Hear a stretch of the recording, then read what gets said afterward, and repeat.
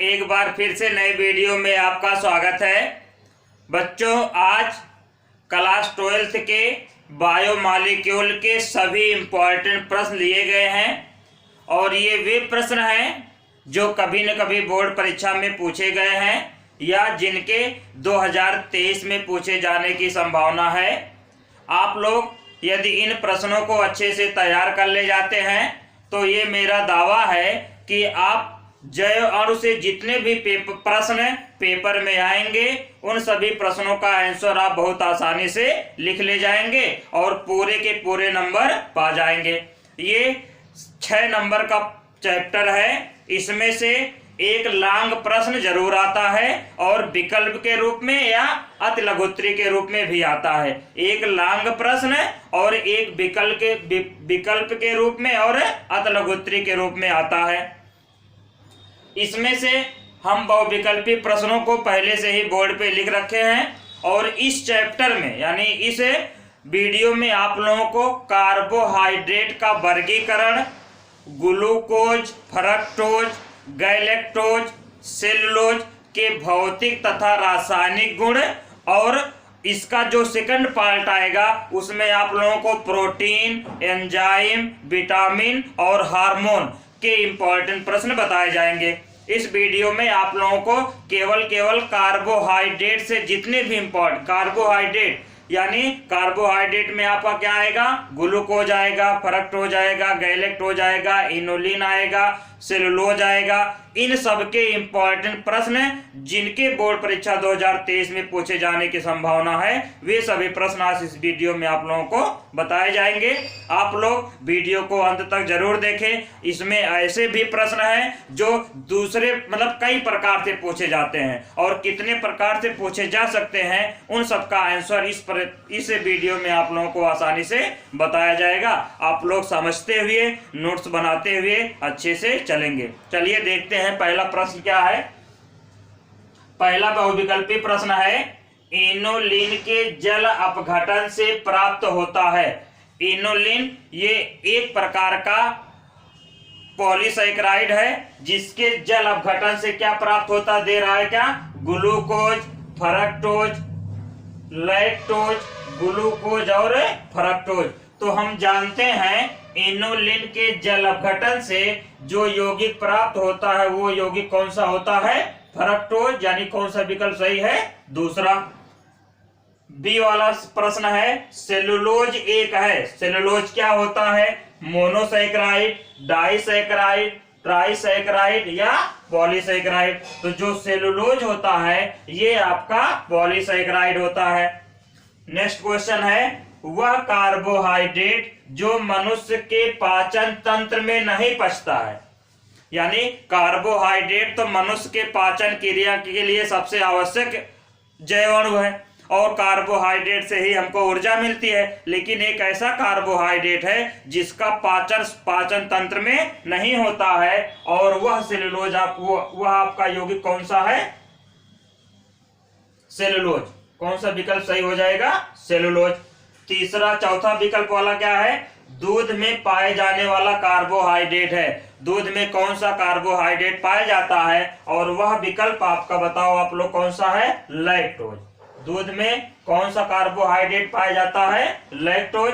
इस प्रकार विकल्प वाले प्रश्न हो गए। आप लोग इसको उतार लीजिए, फिर हम अगला क्वेश्चन बताते हैं। इस प्रकार अगला प्रश्न है, कार्बोहाइड्रेट का उदाहरण देते हुए वर्गीकृत कीजिए। आसानी के लिए समय कम लगे, हम पहले से ही बोर्ड पे बना रखे हैं। आप लोग अच्छे से समझ लीजिए, फिर उसके बाद कॉपी पर नोट्स कर लीजिएगा। चलिए देखते हैं। कार्बोहाइड्रेट, कार्बोहाइड्रेट कहते किसे हैं, वह कार्बनिक यौगिक जो कार्बन, हाइड्रोजन और ऑक्सीजन से मिलकर बना होता है और जिनके यौगिक में हाइड्रोजन और ऑक्सीजन के बीच जल का अनुपात पाया जाता है तो उसे कार्बोहाइड्रेट कहते हैं। कार्बोहाइड्रेट दो प्रकार का होता है, शुगर और नॉन शुगर यानी शर्करा और अशर्करा। शर्करा की परिभाषा है वे कार्बोहाइड्रेट जो स्वाद में मीठे होते हैं तथा जल में विलेय होते हैं उसे शर्करा कहते हैं। और अशर्करा में क्या हो जाएगा, वे कार्बोहाइड्रेट जो स्वाद में मीठे नहीं होते हैं और जल में अविलेय होते हैं उसे हम अशर्करा कहते हैं। फिर शर्करा को शर्करा 3 प्रकार से होता है, मोनोसैकेराइड, ओलिगोसैकेराइड और पॉलीसैकेराइड। मोनोसैकेराइड किसे कहते हैं, वे कार्बोहाइड्रेट जिनका जल अपघटन नहीं होता है, वे कार्बोहाइड्रेट जिनका जल अपघटन नहीं होता है उन्हें मोनोसैकेराइड कहते हैं। एग्जाम्पल लिखा गया है, ग्लूकोज और फ्रक्टोज और गैलेक्टोज, जैसे कई होते हैं लेकिन दो लिख सकते हैं, ग्लूकोज, फ्रक्टोज और होता है गैलेक्टोज। और इन सभी का सूत्र होता है C6H12 और O6। इस प्रकार फिर ओलिगोसैकेराइड, इसका परिभाषा है, वे कार्बोहाइड्रेट जिनके जल अपघटन से 2 से अधिक, 2 या 2 से अधिक, अधिकतम 10 अणु तक प्राप्त होते हैं तो उसे हम ओलिगोसैकेराइड कहते हैं। ये 2 प्रकार का होता है, डाइसैकेराइड और ट्राइसैकेराइड। डाइसैकेराइड किसे कहते हैं, वे कार्बोहाइड्रेट जिनके जल अपघटन से मोनोसैकेराइड के 2 अणु प्राप्त होते हैं उन्हें डाइसैकेराइड कहते हैं। इसका एग्जाम्पल हो जाएगा सुक्रोज, माल्टोज। और इसका सूत्र होता है C12H22O11। सबका सूत्र एक, इन दोनों का सूत्र एक जैसा है लेकिन इनके संरचना सूत्र जो बनाए जाते हैं उसमें भिन्नता मिलती है। फिर है ट्राइसैकेराइड। ट्राइसैकेराइड का परिभाषा हो जाएगा, वे कार्बोहाइड्रेट जिनके जल अपघटन से मोनोसैकेराइड के 3 अणु प्राप्त होते हैं उसे ट्राइसैकेराइड कहते हैं। जैसे रैफिनोज, एग्जाम्पल में क्या हो जाएगा, रैफिनोज, इसका सूत्र होता है C18H32O16। जब इसका हम जल अपघटन कराएंगे तो मोनोसैकेराइड के 3 अणु यानी ग्लूकोज, फ्रक्टोज और गैलेक्टोज ये 3 प्राप्त होते हैं। फिर अब उसके बाद जब ओलिगोसैकेराइड हो गया, फिर तीसरा वाला है पॉलीसैकेराइड। इसका परिभाषा हो जाएगा, वे कार्बोहाइड्रेट जिनके जल अपघटन से मोनोसैकेराइड के 10 से अधिक अणु प्राप्त होते हैं उन्हें पॉलीसैकेराइड कहते हैं। जैसे इसका एग्जाम्पल क्या होता है, स्टार्च, इनोलिन, स्टार्च और इनोलिन। अब इन दोनों का, स्टार्च का और इनोलिन का, दोनों का सूत्र एक जैसा है लेकिन दोनों के संरचना सूत्र में क्या होती है, भिन्नता होती है। इधर बचता है अशर्करा, यानी ये अशर्करा का एग्जाम्पल है सेलुलोज। अशर्करा एग्जाम्पल क्या है, सेलुलोज है। ये केवल वनस्पति जगत में पाया जाता है, जीव जंतुओं में नहीं पाया जाता, जीव जंतु इसका पाचन नहीं कर पाते हैं। इस प्रकार कार्बोहाइड्रेट का वर्गीकरण हो गया, यानी कार्बोहाइड्रेट को पहले 2 भागों में, शुगर और नॉन शुगर, फिर शुगर को 3 भागों में, मोनोसैकेराइड, ओलिगोसैकेराइड, पॉलीसैकेराइड, फिर ओलिगोसैकेराइड को 2 भागों में, डाइसैकेराइड और ट्राइसैकेराइड। इस प्रकार कार्बोहाइड्रेट का वर्गीकरण उदाहरण सहित हो गया। हाँ, इसका विस्तार से यदि वीडियो चाहिए आप लोगों को तो कमेंट करिएगा या हमारे प्ले स्टोर में प्ले लिस्ट में जाकर चेक करिएगा, वहां पे कार्बोहाइड्रेट का विस्तृत वर्गीकरण का एग्जाम्पल सहित समीकरण बताते हुए बताया गया है। आप लोग उसको अच्छे से देख लीजिएगा या कमेंट करेंगे तो इसके अगले वाले वीडियो में आप लोगों को हम एक नया वीडियो बनाकर दे देंगे। आप लोग इसको उतार लीजिए, फिर हम अगला क्वेश्चन बताते हैं। इस प्रकार तीसरा प्रश्न है, इनोलिन से फ्रक्टोज कैसे प्राप्त किया जाता है। तो इनोलिन ये आपके पॉलीसैकेराइड का एग्जाम्पल है और इनोलिन से हमको क्या प्राप्त करना है, फ्रक्टोज। तो इसका भाषा क्या लिखा जाएगा कि जब इनोलिन का सल्फ्यूरिक अम्ल की उपस्थिति में जल अपघटन कराते हैं तो फ्रक्टोज प्राप्त होता है। समीकरण देखिए, इनोलिन का सूत्र होता है क्या, C6H10O5 और यहाँ पर क्या लगता है, N। जब इसका हम जल अपघटन कराएंगे H2O, अब यहाँ N है तो यहाँ पर यह क्या लगा देंगे हम, N, यानी N मतलब 10 से अधिक अणु। N मतलब क्या होता है, 10 से अधिक अणु। जब ये यहाँ पर जाकर जुड़ जाएगा, ये H2SO4 की उपस्थिति में होगा। किसकी उपस्थिति में होगा, H2SO4 की उपस्थिति में। जब ये दोनों जल का अणु जाकर जुड़ जाएगा तो यहाँ पर क्या बन जाएगा, C6 और 10 एच है, 2 एच जुड़ेगा तो 12, और यहाँ O5 है तो 1 जुड़ेगा कितना 6। अब आगे यहाँ n लगा, यहाँ n लगा, तो यहाँ लगा देंगे क्या n, और ये हमारा है क्या फ्रक्टोज, और ये क्या था एनोलिन। इस प्रकार एनोलिन से प्राप्त हो गया क्या फ्रक्टोज, और ये तीसरे समीकरण का आंसर है हो गया। इस प्रकार चौथा प्रश्न है ग्लूकोज और सुक्रोज में विभेद करने का 2 रासायनिक समीकरण दीजिए। अब ऐसे 2 समीकरण बताने हैं जो ग्लूकोज और सुक्रोज में अंतर बताता हो। तो चलिए देखें, ग्लूकोज का सूत्र क्या होता है, ये चौथे का आंसर है। ग्लूकोज का सूत्र होता है C6H12O6, और सुक्रोज का सूत्र होता है C12H22 और O11। जब हम इसको सल्फ्यूरिक अम्ल की उपस्थिति में, किसकी उपस्थिति में, H2SO4, लेकिन ये जो H2SO4 रहेगा वो कैसा रहेगा, गर्म H2SO4।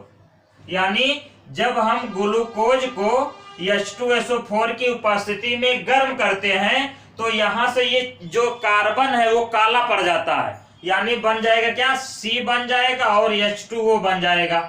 क्या बन जाएगा, C और H2O। ये आपका है ग्लूकोज। अब ध्यान देना, जब इस ग्लूकोज को गर्म सल्फ्यूरिक अम्ल की उपस्थिति में गर्म करते हैं, गर्म सल्फ्यूरिक अम्ल की उपस्थिति में गर्म करते हैं तो ये ब्लैक चीनी कहलाता है। क्या कहलाता है, ब्लैक कार्बन। अब संतुलित कर दो, तो यहाँ 6 है 6 कर देंगे, और यहाँ 6 है तो 6 दूनी 12। इस प्रकार हम कह सकते हैं कि ग्लूकोज गर्म सल्फ्यूरिक अम्ल से क्रिया करके ब्लैक कार्बन बनाता है, और जबकि ये जो सुक्रोज है,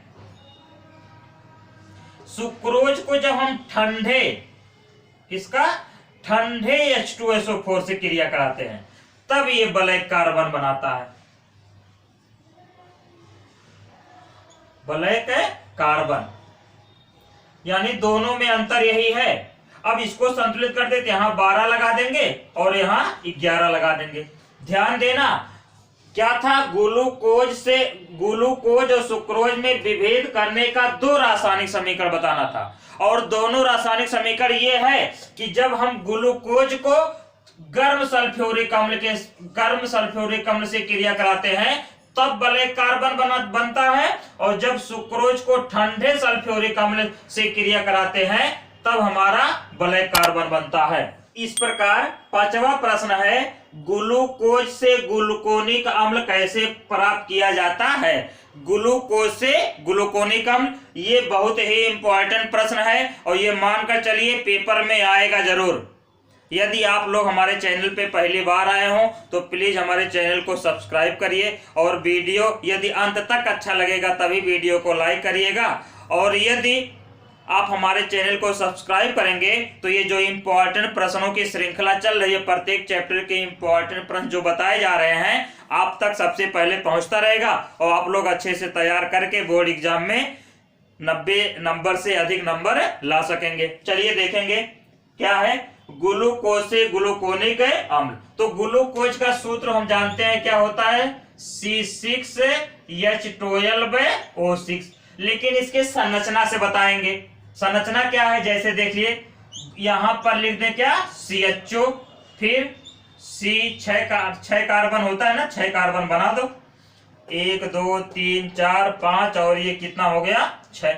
अब यहां पर CH2OH होता है, यहां OH, यहां H, फिर HOH, फिर OH, H, फिर H और OH। ये हमारा क्या है ग्लूकोज। अब हम ग्लूकोज से क्या बनाना है, ग्लूकोनिक अम्ल। तो जब हम ग्लूकोज का ऑक्सीकरण करते हैं, ग्लूकोज का क्या करते हैं, ऑक्सीकरण करते हैं, वो भी ब्रोमीन जल की उपस्थिति यानी Br2 और H2O की उपस्थिति में, ब्रोमीन जल। तो क्या होगा, ध्यान देना, ये ऑक्सीजन यहां पर जाकर जुड़ जाएगा, ये ऑक्सीजन यहां पर जाकर जुड़ जाएगा तो क्या बन जाएगा, COH पहले से है, एक O जुड़ गया तो COOH हो गया, और यहां से फिर वैसे बन जाएगा। देखिए यहां पर CH2OH और यहां पर क्या था HOH OH HOH H और OH, और इसी का नाम है ग्लूकोनिक अम्ल, ग्लूकोनिक एसिड। यानी हमारा इस प्रकार ग्लूकोज से क्या बन गया, ग्लूकोनिक अम्ल। या भाषा इसका हम क्या लिखेंगे कि जब ग्लूकोज का ब्रोमीन जल की उपस्थिति में ऑक्सीकरण कराते हैं तो ग्लूकोनिक अम्ल प्राप्त होता है। कुछ नहीं, इसमें क्या करना, केवल जो CHO समूह है उसको कार्बोक्सिलिक समूह बना देना, बाकी सब वैसे है। अब आपका अगला प्रश्न है 6वां वाला, देख लीजिए, ग्लूकोज से सार्बिटाल कैसे प्राप्त करेंगे। अगला प्रश्न है ग्लूकोज से सार्बिटाल कैसे प्राप्त करेंगे। तो यहां देखिए थोड़ा सा अंतर है, ये तो आप उतार लिए होंगे, अब हम इसी में बताएंगे ग्लूकोज से सार्बिटाल कैसे प्राप्त करेंगे। तो ध्यान देना, ये है ग्लूकोज का संरचना। किसका संरचना है, ग्लूकोज का। ये अब हम बता रहे हैं 6वां प्रश्न। ये ग्लूकोज का संरचना है, और जब हम इस ग्लूकोज का अपचयन करेंगे, क्या करेंगे, अपचयन करेंगे और यहां पर उत्प्रेरक लगाएंगे निकिल। देखिए जब हम ग्लूकोज का अपचयन करते हैं किसकी उपस्थिति में, निकिल की उपस्थिति में अपचयन कराते हैं, तो ध्यान देना, अब ये जो H है यहां पर 2H जुड़ेगा, यहां पर क्या हो जाएगा, 2H जुड़ेगा, और जब 2H जुड़ेगा तो यहां देखिए C पहले से है, इसके साथ 2H जुड़ गया, CH2 हो गया, और OH पहले से है, OH, और इसी का नाम है सार्बिटाल। नाम क्या है, सार्बिटाल। इस प्रकार हमारा ग्लूकोज से क्या प्राप्त हो गया, सार्बिटाल, और संतुलित करने के लिए यहां पर हम कितना लगा देंगे, 2। बस ये 6वें प्रश्न, थोड़ा सा वहां पिछले वाले में ऑक्सीकरण कराया गया तो यहाँ हाइड्रोक्सी CHO के स्थान पे COOH हो गया था, और जब ग्लूकोज से सार्बिटाल प्राप्त करना है तो CHO के स्थान, CHO का जब हम अपचयन करा देंगे तो CHO के स्थान पे CH2OH हो जाएगा, और पूरा समीकरण वही रहेगा। या इसको हम साल्ट में इस प्रकार भी लिख सकते हैं, ये जो लिखा गया इसको हम लिख देंगे इस प्रकार, जैसे देखिए CHO, और ये कितनी बार है, 1 2 3 4, इसको लिख देंगे CHOH का कितनी बार, 4 बार। देखिए CHOH का 4 बार, और फिर यहाँ नीचे CH2OH। इसको साल्ट में हम इस प्रकार भी लिख सकते हैं, और इसको साल्ट में लिखना हो तो यहाँ पर क्या हो जाएगा, CH2OH, ये हो सकता है। इस प्रकार 7वां प्रश्न है, सिद्ध कीजिए कि ग्लूकोज में 5 हाइड्रोक्सी समूह उपस्थित होता है। ये आपको सिद्ध करके बताना है कि सिद्ध कीजिए ग्लूकोज में 5 हाइड्रोक्सी समूह उपस्थित होता है। तो चलिए संरचना बनाते हैं। तो पहले इसका भाषा समझ लीजिए, क्या लिखा जाएगा, भाषा में क्या लिखा जाएगा कि जब ग्लूकोज को एसिटिल क्लोराइड के साथ, जब ग्लूकोज को एसिटिल क्लोराइड के साथ गर्म करते हैं तो ग्लूकोज पेंटा एसीटेट बनता है, जो यह सिद्ध करता है कि ग्लूकोज में 5 हाइड्रोक्सी समूह उपस्थित है। चलिए देखें, ग्लूकोज का संरचना अभी हम बनाए थे, कैसे बना था, ऊपर क्या लिखा गया था, CHO, फिर देखिए कितना कार्बन था, 6 कार्बन, 1 2 3 4 5, और ये क्या हो गया, CH2OH। अब ध्यान देना, यहां ऐसे बना था, यहां पर OH, यहां H, यहां H, यहां पर OH, यहां पर OH, और यहां पर H, यहां पर H, और यहां पर OH। अब इसका जब हम एसिटिल क्लोराइड का सूत्र होता है CH3COCl, इसका नाम है एसिटिल क्लोराइड। जब हम एसिटिल क्लोराइड का क्रिया किससे कराते हैं, ग्लूकोज के साथ।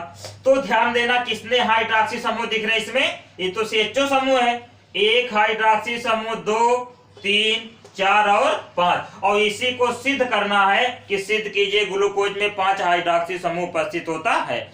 तो क्या करेंगे कि जब इस ग्लूकोज को एसिटिल क्लोराइड के साथ गर्म करेंगे, गर्म करने पर क्या होगा, ये जहां ये जो OH का H, देखिए OH का H इस Cl के साथ HCl बना लेगा, और जहां जहां से H हट रहा है वहां पर क्या जुड़ेगा, CH3CO। तो चलिए जोड़ दीजिए, CHO हो गया, C हो गया, फिर दूसरा C, ऐसे पहले लिख लेते हैं इसको। अब देखिए जहां जहां H हटाए थे वहां पे देख लो O है, H हटाए थे क्या जोड़ना है, COCH3 यानी COCH3, और यहां पर H है, फिर यहां H था, यहां पर O पहले से था, है ना, O पहले से है, और क्या जोड़ना है H के स्थान पे, COCH3 यानी CH3CO। फिर यहां देखिए H पर O पहले से है, COCH3, यहां पर H, फिर H, फिर O पहले से था, और CH3CO, फिर COCH प्लस, ध्यान देना ये जो यहां से H निकला है वो H इस Cl के साथ मिलकर बनाएगा HCl। संतुलित करिए, ये कितनी बार है, एक बार, लेकिन यहां जुड़ा कितनी बार है, 5 बार, तो यहां कितना लगा देंगे, 5। कितना H निकल रहा है, 5, तो यहां लगाएंगे 5। इस प्रकार हमारा संतुलित समीकरण हो गया, और इसका नाम है ग्लूकोज पेंटा एसीटेट। क्या नाम है, ग्लूकोज पेंटा एसीटेट, यानी ग्लूकोज से प्राप्त हो गया ग्लूकोज पेंटा एसीटेट, जो ये सिद्ध करेगा कि हाँ ग्लूकोज में 5 हाइड्रॉक्सी समूह उपस्थित होते हैं, क्योंकि जो हाइड्रॉक्सी समूह का H होता है वो अगर एसिटिल क्लोराइड से क्रिया करता है तो वहां पर CH3CO जुड़ता है, और HCl के साथ क्रिया करके HCl बना लेता है, जो सिद्ध करता है ग्लूकोज में 5 हाइड्रॉक्सी समूह उपस्थित होता है। एक लाइन में भाषा क्या लिख देंगे कि जब ग्लूकोज को एसिटिल क्लोराइड के साथ गर्म करते हैं तो ग्लूकोज पेंटा एसीटेट प्राप्त होता है, जो यह सिद्ध करता है कि ग्लूकोज में 5 हाइड्रॉक्सी समूह उपस्थित होता। इस प्रकार कार्बोहाइड्रेट से यानी जैव अणु के कार्बोहाइड्रेट से जितने भी इंपॉर्टेंट प्रश्न आने की संभावना थी वो सभी प्रश्न बता दिए गए हैं। अब इन प्रश्नों में से एक विस्तृत उत्तरीय प्रश्न 100% आएगा। आप लोग इन 7 प्रश्न को तैयार कर ले जाएंगे तो 5 नंबर आपको मिल जाएगा। इसका जो सेकंड पार्ट है जिसमें आपको एंजाइम के बारे में, प्रोटीन के बारे में, विटामिन और हार्मोन और न्यूक्लिक अम्ल के बारे में जो बताया जाएगा वो अगले वीडियो में इसके बारे में आप लोगों को मिल जाएगा। पूरा वीडियो देखने के लिए धन्यवाद। जय हिंद। मिलते हैं नए वीडियो में।